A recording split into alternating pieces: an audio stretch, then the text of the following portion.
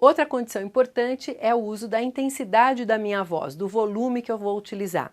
Então, se eu vou me apresentar numa reunião, é fundamental que eu tenha uma intensidade média que atinja as pessoas e que eu possa utilizar com conforto, como eu estou fazendo agora. Se eu falar muito baixo numa reunião, eu passo para as pessoas a impressão de que eu não estou lá muito segura do que eu estou dizendo e que aquilo que eu tenho para dizer não vai ser nada de muito interessante. Então as pessoas tendem a me ouvir com menos boa vontade. Por outro lado, se eu falar alto demais com você, eu vou passar a impressão que eu estou invadindo o seu espaço e a tendência é que você também me rejeite. Então a busca de equilíbrio nessa condição é fundamental. Um último aspecto é o aspecto da articulação. A articulação é a movimentação que nós fazemos na boca para a produção dos sons.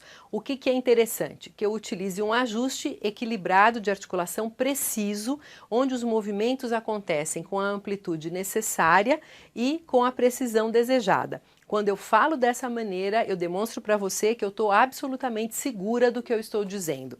Muda completamente de figura se eu faço um ajuste de articulação literalmente meia boca, onde eu quase não movimento. Quando eu falo dessa forma, eu passo para você a impressão que eu não estou lá muito certa do que eu estou dizendo. E essa é uma característica que a gente chama de articulação imprecisa e ela está sempre presente quando eu tenho dúvida em relação ao que eu vou falar.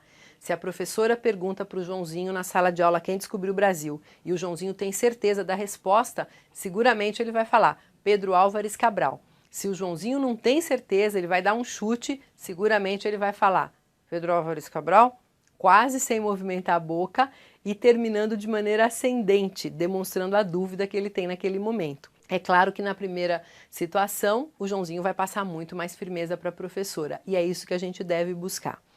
Outro erro comum em termos da articulação é o ajuste que a gente classifica como articulação travada. Nessa condição, nós fechamos com tensão a mandíbula por causa de tensão dessa musculatura e quando isso acontece, o impacto que se produz é de agressividade contida. É como se a pessoa estivesse prestes a querer me esganar. Então ela fala dessa maneira, ela passa essa impressão. Ela vai produzir como reação atitude de defesa ou de ataque do seu interlocutor.